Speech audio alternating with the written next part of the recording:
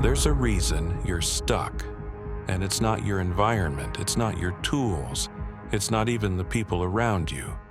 You might have all the gear, the courses, the resources. You've got the keyboard, the plugins, the laptop. And yet, you're still not moving the way you want to move. Why? Because the real battle is internal. There are two types of forces shaping your life: contributing factors and determining factors. Contributing factors are everything outside you, your environment, the news, your past, even people's opinions. But determining factors? That's what lives inside you. Your beliefs, your habits, your self-image. And here's the truth most people ignore. What's inside you will always outweigh what's around you. All the external stuff we blame? It's not the main reason we're stuck. It's our own permission we're waiting for. We don't move because our mind keeps assigning difficulty to everything. But here's the thing. Difficulty isn't always real. It's often something we believe because someone else told us it should be hard. Think about it. When you started making music, did someone tell you it'd be tough? Did you start believing that business has to be slow? That success takes years and years? What if that was just programming?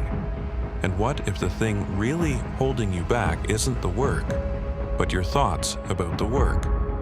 That's where diligence comes in. Not just doing the work, but being diligent with your thoughts. Being intentional with what you focus on. Asking yourself daily, are these thoughts leading me to abundance or to anxiety? Because whatever you feed grows, and most of us are feeding fear without realizing it. We look at our dreams and assign levels of difficulty that stop us before we even start. We open a new opportunity, then talk ourselves out of it because we're stuck in a frame of lack. But here's a question that hit me hard. When was the last time you had a thought with two outcomes and only entertained the abundant one? Not the worst case, not the failure, but the breakthrough. If you really believed you couldn't fail, what would you do differently today? That question isn't hypothetical, it's revealing. Because deep down, most of us already have everything we need. We're just not letting ourselves act. And so we wait. We say we need more time, more clarity, more certainty. But that's not true. We need more belief. We need to rewrite the story.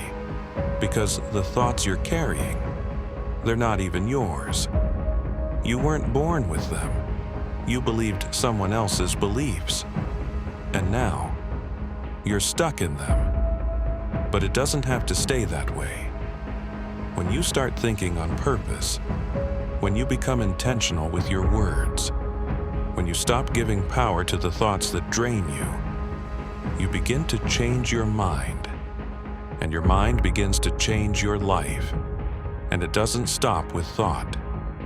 It extends to how you work. There are levels to this. Implementation, unification, communication, imagination. Most people stay stuck in the implementation zone, trading time for money.